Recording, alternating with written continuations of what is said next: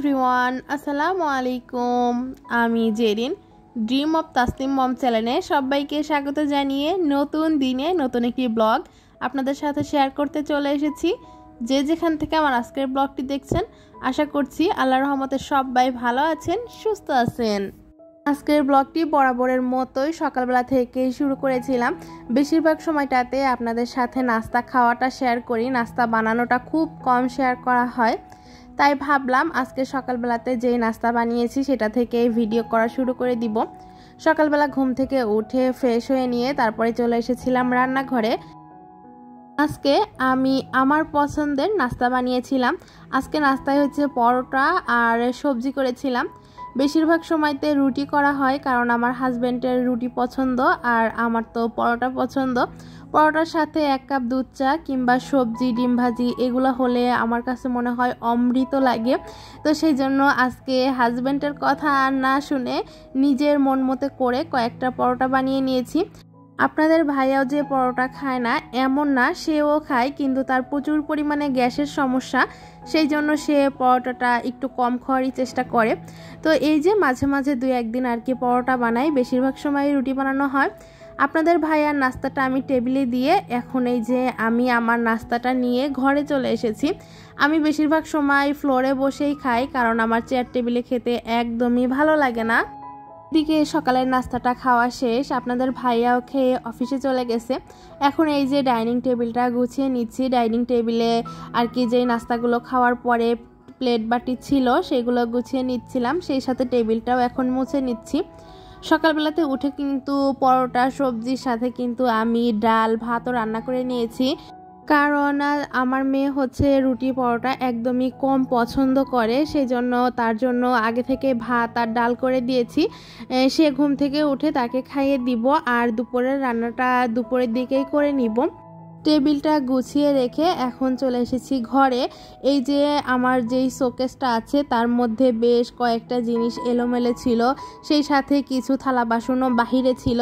তো সেগুলো আর কি কালকে রাতে ধুয়ে উপর করে রেখেছিলাম, সেগুলো শুকিয়ে গেছে। এখন হচ্ছে এগুলো আর কি ভিতরে রেখে দিলাম। বাহিরে বেশি জিনিসপত্র থাকলে মনে হয় যে বেশি ব্যবহার করা হয়, আর কম জিনিসপত্র থাকলে কিন্তু কম জিনিস দিয়েই কিন্তু সব কাজই করা যায়। সব জিনিসপত্র গুছিয়ে রেখে এখন ভিতরটা একটু ক্লিন করে নিচ্ছিলাম, কারণ ধুলাবালি ঢুকেছে, সেগুলোই আর কি মুছে নিলাম। আর তারপরে কিন্তু আমি ঘরটা ঝাড়ু দিয়ে চলে এসেছি রান্নাঘরে থালা বাসনগুলো মাজার জন্য। এখন হচ্ছে সকাল 9:30টার মতো বাজে।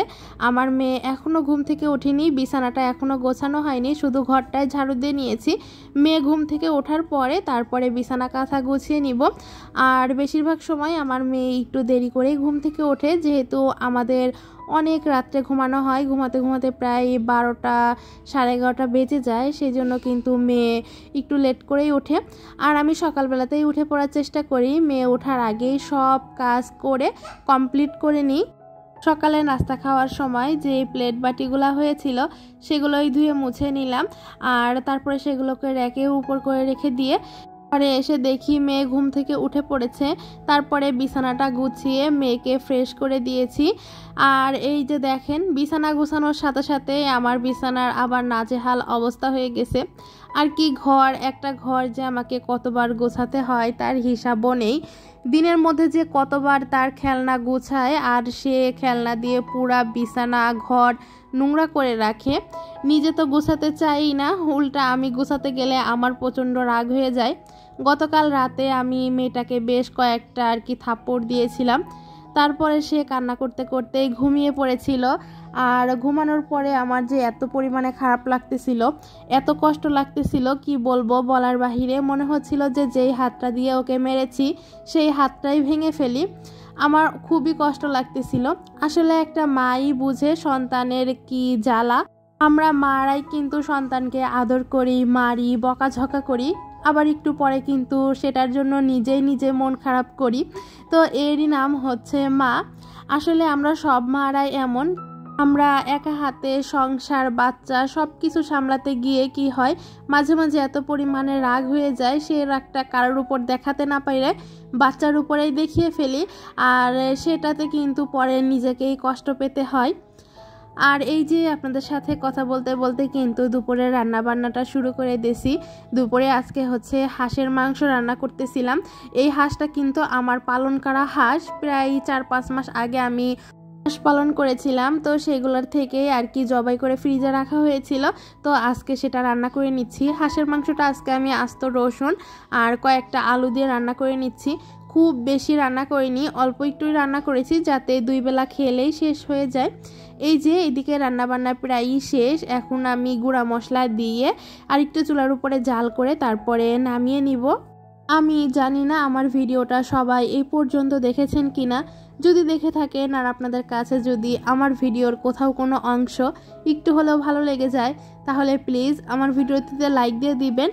আর আমার চ্যানেলে নতুন হয়ে থাকলে প্লিজ আমার চ্যানেলটি সাবস্ক্রাইব করে আপনাদের ছোট্ট বোন মনে করে আমার পাশেই থেকে যেতে পারেন। দুপুরের খাবার দাবারের পর বেশ অনেকটাক্ষণ ঘরেই ছিলাম রেস্টে। আর তারপরে কিন্তু বিকালবেলা আসরের পরে চলে গিয়েছিলাম আমাদের আগের বাসায়। সেখানে আমাদের কিছু মুরগি ছিল, তো সেই মুরগিগুলোকে খাবার দিতে গিয়েছি। আমার খামারে কিন্তু আবারও নতুন কিছু অ্যাড হয়েছে, সেটা হচ্ছে এই যে কোয়েল পাখি। কিছু কোয়েল পাখি কিনেছি, আর এই কোয়েল পাখিগুলো কিন্তু প্রতিদিন 5টা করে ডিম পাড়ে। এখানে মোট 8টা কোয়েল পাখি আছে, 8টার ভিতরে আর কি 5টা পাখি ডিম পাড়ে। আর সেই সাথে কিন্তু আগের যে কবুতর ছিল সেগুলো তো আছেই।